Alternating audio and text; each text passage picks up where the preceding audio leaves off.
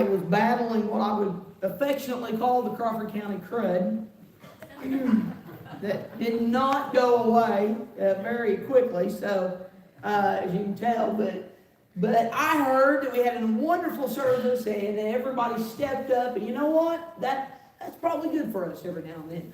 I don't want to get sick just to cause it, but it's good for us to be able to do that. This morning, I want you to take a little trip back in memory lane for a second, and I want you to think back to a time in your life up until this point when you prayed the hardest. Maybe it was a particular thing you prayed for. Maybe it was something that was happening, something that was going on, maybe in your life, in your family's life, but you prayed and you prayed and you prayed hard because you were desperate. We've all been there, right?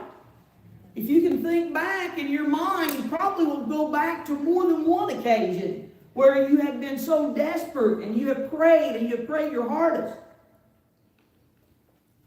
And my guess is you were praying your hardest because of that desperation, because you felt hopeless. And you may, even when you tried to do all you could do to fix the situation, and all you did was really made it worse, because that's what we do when we try to fix it, right? And so as a last resort, you prayed. And I say that, and we do it without even thinking. We'll pray our prayers daily. But when we really pray, when we get right down to praying for something that we really need and something we really want, that's when we really go to God, right? That's when we go to Him and we go to Him in prayer. But why do we sometimes pray, but when we get up, and maybe you've done this, or maybe I'm the only one that's done this, and if I am, I'm stepping on my own feet. We will go to the Lord in prayer, and we've got such a need, and we'll go and we'll give it to the Lord, and we'll say, we're giving it to you, Lord. And we get up, and we're already thinking of plan B. Huh? Am I the only one that's done that? All right, we get up, and we think, okay, well, if the Lord doesn't work this thing out just the way that I want it, or just the way I need Him to, then I've got to go with a plan B. Now, I've got 3 kids. We all know that. And all 3 of them is very different, very different. But I will say this. I'll brag about them in this one instance. And they're not perfect by any means. I'm not perfect at all. But one thing that I do, I am really proud of them. And sometimes I even envy them, is they all pray for everything. And they pray, and they pray, and they'll ask me, well, Mom, did you pray about it? And I'm like, well, dang on, I'm supposed to be asking you that. You're not supposed to be asking me. And this past couple of weeks, Reese has been really deliberating a decision that he was going to make. And he said, Mom, I've prayed about this, and I have prayed. And I think this is the answer. I think God has given me the answer. And I said, you know what, son? I'm going to tell you what your grandpa always told me. If you take something to the Lord in prayer, and you pray hard, and you say, I'm going to give it to you, Lord, you know what? You can't go wrong. Whatever direction that He leads you, and it may not have been the original direction that you were going to go, but whatever direction you go in, if you place your faith in Jesus Christ, He's going to turn it out okay. So you're not going to lose either way. And I'm like, what? When I was told that by my dad, you try to make decisions, and it's those things that you said, well, Lord, I just don't know what to decide. Can't you just give me the answer? And sometimes that's just not the way it is. But if you put your faith and your trust in God, and you pray about it, He's going to bless you whichever way or whichever direction you go. I believe that. And so, we have to go to the Lord in prayer. But I want to tell you why sometimes prayer is our last resort. And I wish I was more like my kids and just had that faith. And I hope that they got it a little bit from me. But to go to the Lord in prayer right off the bat, but sometimes we don't, do we? We don't. And the reason is because we're control freaks. We are control freaks. if I could raise my toes, my feet, my hands, I could raise everything. I am a control freak. And I like to control things. And I know that's hard to believe. But you see, when I asked you to travel all the way back in time to a point when you prayed the hardest, it was a time when you tried to control things and you knew that you could not do it no longer. And what did you do? You surrendered that control. You surrendered that control to God because that was the only way and the only thing you knew what to do. There's this plaque that always says, let go and let God, right? Let go and let God. And that's the only way that we can do things. The answer is not always what we want. But the only way that we can do and get through this life is just to let go and let God. And it's when we come to a point where we totally surrender upon Him. Give Him control. That's when the burdens, and that's only when the burdens can be lifted. If you turn to 2 Corinthians, I'm going to read you just one verse that is very familiar with all of you. We use quite often. And it's 2 Corinthians 12.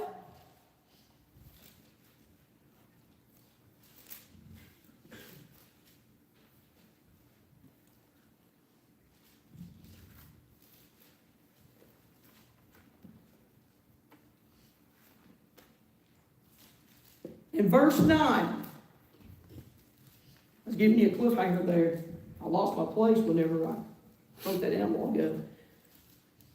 And he said to me, my grace is sufficient for you, for my strength is made perfect in weakness. Now I want you just to go up to verse 7 for a second and read what Paul is saying. Well, this is about Paul and the thorn in his flesh. And he says, unless I should be exalted above measure by the abundance of the revelations, a thorn in the flesh was given to me, a messenger of Satan to buffet me, lest I be exalted above measure concerning this thing. What does he say there? I pleaded. How many of you have ever pleaded with God? I pleaded with the Lord 3 times that it might depart from me. How many times have you pleaded for a situation to be resolved? For that lost child to be saved? For that sickness to be gone? And you pleaded. And what does it say in the verse that we just read? And he said to me, my grace is sufficient for you, for my strength is made perfect in weakness. His strength is made perfect in my weakness. What does that mean? It means you're not always going to get the answer. You're not always going to get the solution. You're not always going to get the healing, which is the toughest. But what that verse does say, no matter what, His grace will be sufficient for that moment, for that day, for that year, for that month, till the time that you see the Lord again. His grace will be sufficient to carry you through. I want you to think about the woman with the issue of blood. You remember that? She had tried everything. Everything. She had spent all of her money to try to go and be healed of this problem that she had. And nothing happened. And she got desperate. She got very desperate. In other words, she was at the end of her rope. And sometimes it's when you are at the end of your rope that you have to reach out for a thread. And that's what she did. She was hanging on, and she was at the end of her rope, and she was pleading And she reached out for the hem of Jesus' garment. And immediately it stopped. Immediately. And he told those around him first, somebody touched me, right? And I'm paraphrasing here. Somebody touched me because he felt the power leave him. And he told that woman, you go. She ain't going to have a problem no more. And her problem was taken. She was hanging on. She was hanging on, and she was at the end of her rope. And the problem is with us, is sometimes we hang on to the wrong thing. We have to reach out for just a simple hem of his garment. Say, Lord, just touch me. Let me touch you. How do we do that? Oh, we do that when the Holy Spirit lives within us and we go to our Father in prayer. That's the only way we can right now. Until we see him in glory, that's the only way we can. It is in our weakness. In our weakness. When we are weak, when we are the weakest the most, that's when his strength really is shown to others. You think about those times where you were so desperate. But you know, it is in your weakness where God really shows his ability to everybody else around you and to you. In James 4:2 it says, you have not because you do not ask, right? Well, you know, I always thought of that verse as like, well, you know, I want a brand new Mercedes, so if I ask for it, I should get it. That's not the way it works. If that was the way it works, probably the altar would be full this morning, wouldn't it? Right? But it's not. You ask for him to take on your burdens, to carry you. You ask for that grace that sustains you. That's what you ask for. My mom always said the same thing, like she said it like this: you'll never know if you don't ask, right? You'll never know if you don't ask. I think that saying just came from that verse.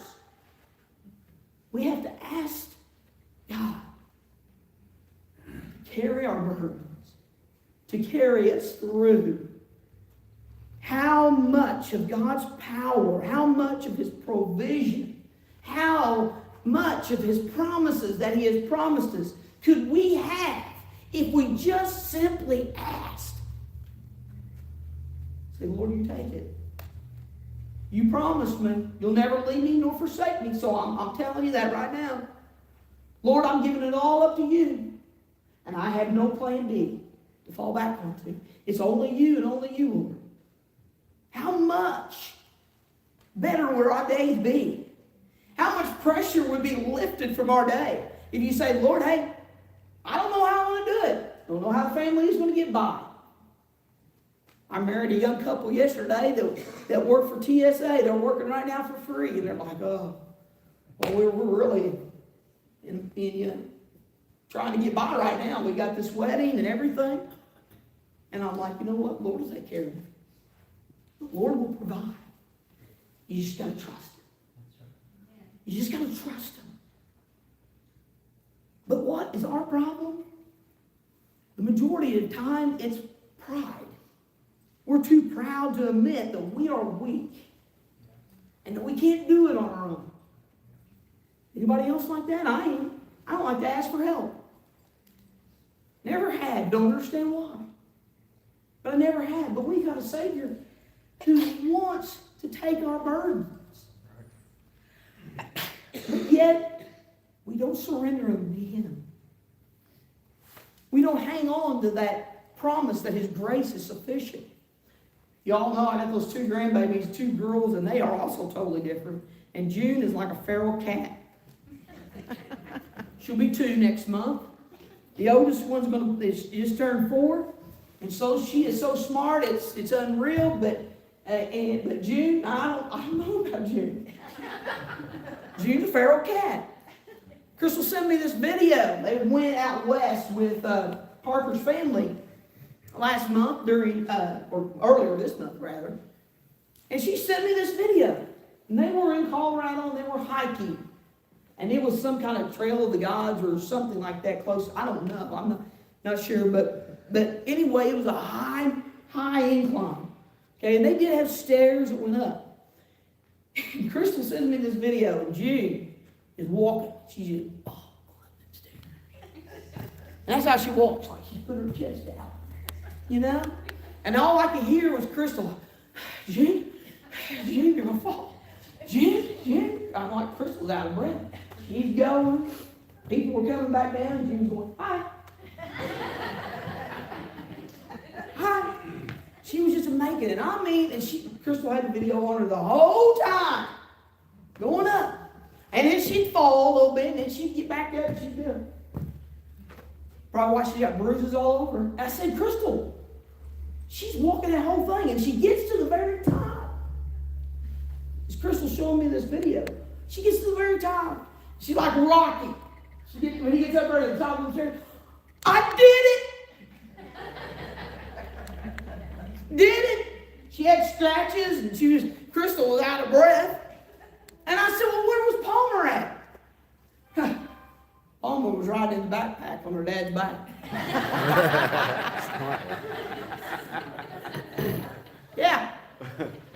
Yeah. But you know what? Palmer's a smart one, right? And that's how we are as Christians. Wouldn't it be much easier? We're going to make it one day. Regardless, we're going to get to the top, and we're going to make it. But it would be so much easier of a trip if we would just put our faith and our trust in Jesus Christ and let Him carry us. We would have a lot less bruises. We wouldn't be out of breath quite as much. So surrender. Surrender those burdens. Surrender those cares. We're going to make it. But on the journey, let Jesus carry you. As we stand this morning,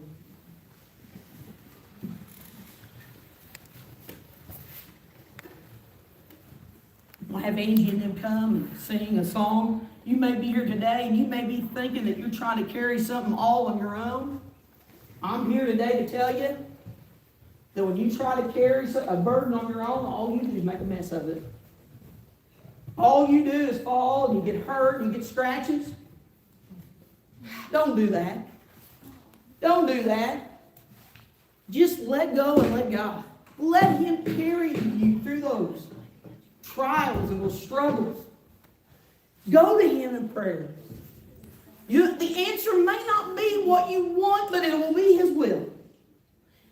And I would love to tell you that His will is always our wants, but they're not.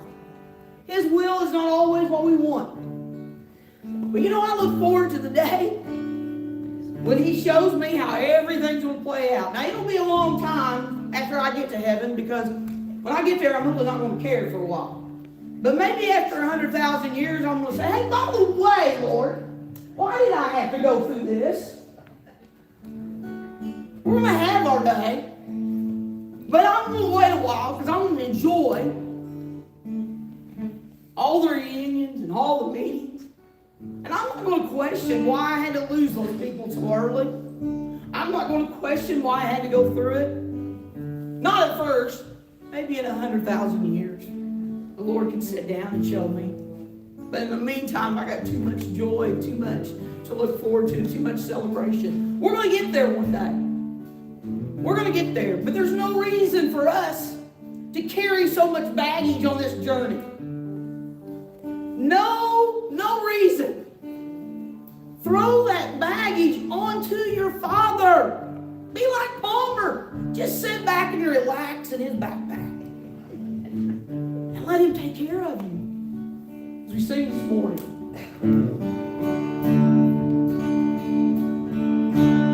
Temptation and it's pulling me down, and peace for my soul nowhere could be found. And I realized in sin I was lost.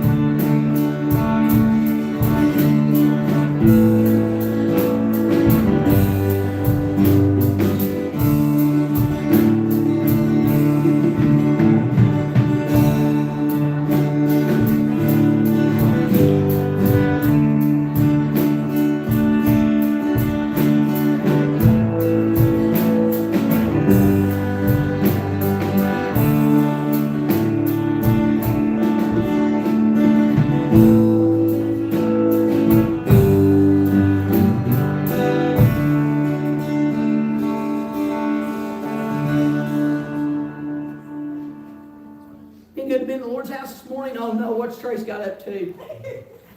She's coming, it's, I know, it has to be something to get me out of my seat. she's not bringing any donuts or something else to try to check Maybe me. go buy some. Oh, okay. Okay, so October is Pastor Appreciation Month, and we just wanted to give Kim a little something from the church to go buy her some donuts or Donuts are good. or cinnamon rolls or something, and I wouldn't care. And she'll share them with me. Yes, I will. She'll get you a make love you. Okay. Yes. Love each and every one of you. You get that to be happy. When I come back next week, heavier than today, you'll know why.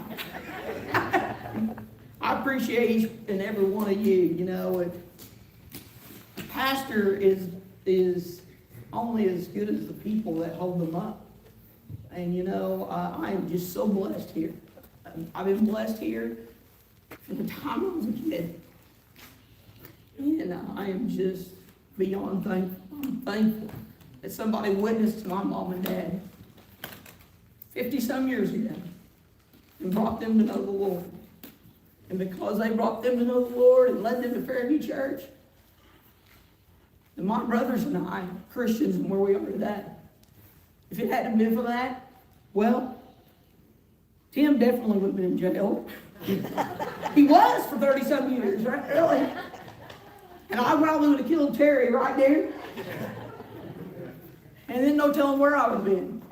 And I wouldn't have met the husband that I had and had the children. So I owe my life, first of all, to God. Amen. And for all that He blessed me with. My parents, all my grandparents.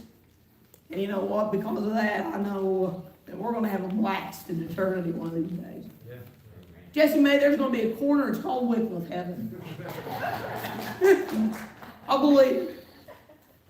Is there anything anybody like to add? Yeah, it's been nice to, I'll follow up what you said, it's been nice to have been raised in a church that we grew up in. Follow them old saints that have left and went on home, what a glorious reunion that would be, when we could see those loved ones. It hadn't been for, I've always said it, I've said it time and time and time again, if it hadn't been for 3 or 4 people in that church, I ain't telling where this old boy would be. I know where I would be, but I'm thankful for those people that I grew up around. God's good, right, Linda? All the time. Next week, I'm wanting to encourage everybody to stick around. God placed this church next to that school so we can be a blessing to them. But you know what? Not only that, so that school could be a blessing to us, to those kids. And I know, without a doubt, there's several of them that go home hungry every night. The only meal they get is at school. And when the holidays are coming up and we're all around our tables, or Christmas time comes and we're opening our gifts and our kids and grandkids are getting more than they know what to do with, and you're struggling to even find something to get them because you've gotten them everything. There are some kids that does not even have a good meal to eat. And you know what? My goal is if it's just one kid that one of these days will sit in their church, and it may be this church or whatever church it is, and they're sitting in that church with their family and they're saying, hey, we are here today because somebody from that church next to my school helped me. That's the goal. I had a comment in reference to that. We have had kids over there ask, is there any way we could have supper here too? Because they don't have food at home. They get breakfast here, we get lunch here, can we eat supper here too? So there is a need. There is a need for food there. Absolutely. And you know what? We need to pray for people like Angie and all the teachers that are in the schools everywhere, because a Christian is going to always carry that burden. I am positive, without a doubt, that when a kid says that to Angie, she goes home and carries that burden. And, that's a big burden to carry as well. So we need to pray for those who touch those kids' lives each and every day. Is there anything else this morning? If not, I'm going to ask Dean back there. Lord, we're so thankful just to be able to come into this house and worship. So thankful we can get with our